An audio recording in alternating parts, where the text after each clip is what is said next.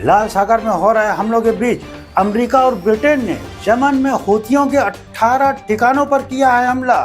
जी हां, अमेरिका और ब्रिटेन ने संयुक्त रूप से हूथियों के 18 ठिकानों पर जबरदस्त हमला किया है और बड़ी तबाही मचाई है। ब्रिटेन के साथ संयुक्त अभियानों के अलावा भी अमेरिका ने अकेले ही आत्मरक्षा की बात करते हुए यमन में हूथियों के ठिकानों और हथियारों के खिलाफ बार बार एक तरफा हमले किए हैं और लाल सागर में हवाई और समुद्री दोनों को भी मार गिराया है। हम बताएंगे पूरी खबर, आप देखते रहिए वॉइस ऑफ इंडिया।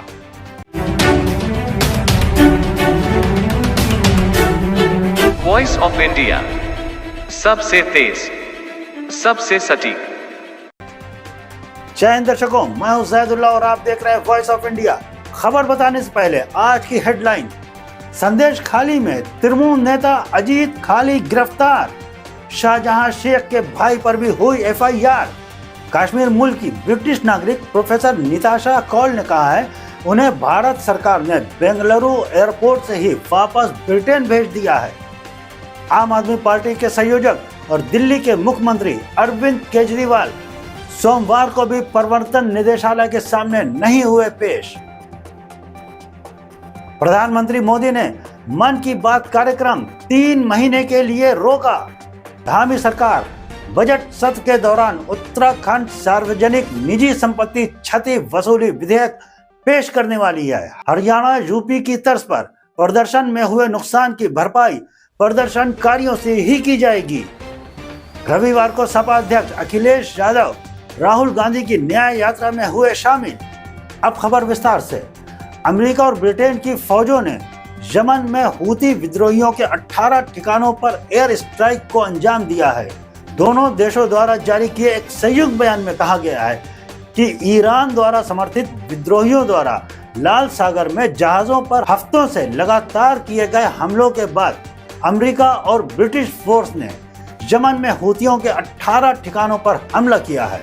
संयुक्त बयान के मुताबिक विशेष रूप से यमन में उन 8 ठिकानों को निशाना बनाते हुए 18 हूती अड्डों पर हमला किया गया है, जिसमें कम से कम 5 हूती लड़ाके मारे गए हैं।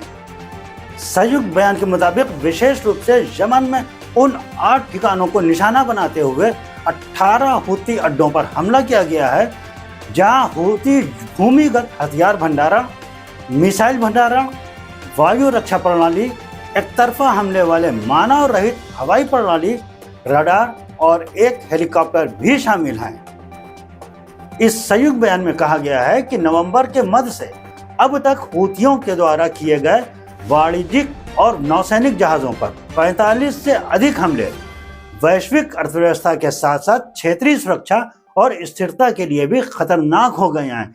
यानी हूतियों के हमले इस कदर खतरनाक हो गए हैं कि पूरे विश्व की अर्थव्यवस्था इससे प्रभावित हो रही है।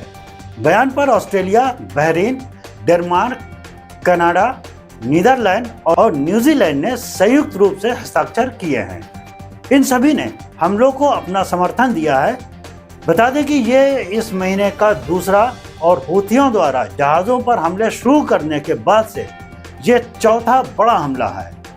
हूतियों का कहना है कि वे गाजा में फिलिस्तीनियों के समर्थन में इजराइल से जुड़े जहाजों को निशाना बनाते ही रहेंगे, जो गाजा पट्टी इसराइल और हमास के युद्ध में तबाह हो गया है।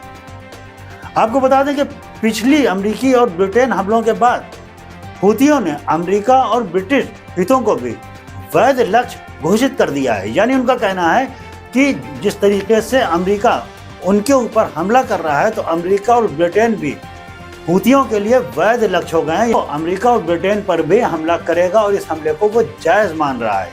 तो आपको बता दें कि हूती इस वक्त पीछे हटने के लिए तैयार नहीं है। जिस तरीके से हमास तबाह हो गया है, बर्बाद हो गया है, लेकिन आज भी वो लड़ रहा है और छुप छुप के हमले कर रहा है। गोरिल्ला युद्ध की तरीके से वो लड़ रहा है।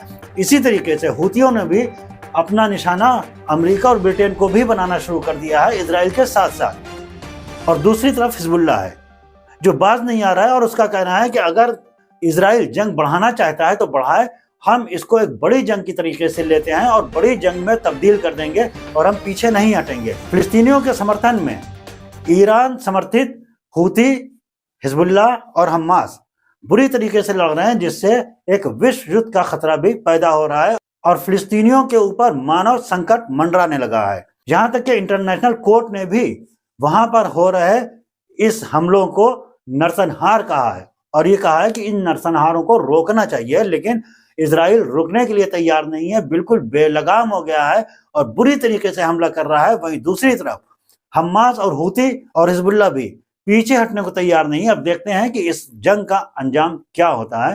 तो दर्शकों, अगर आपको हमारी न्यूज पसंद आई और अच्छी लगती हो तो हमारे चैनल को लाइक करें, सब्सक्राइब करें, इससे हमारा हौसला बढ़ता है और हम आपके लिए बेहतर न्यूज लाते हैं। अब हमें इजाजत दीजिए। जय हिंद, जय भारत।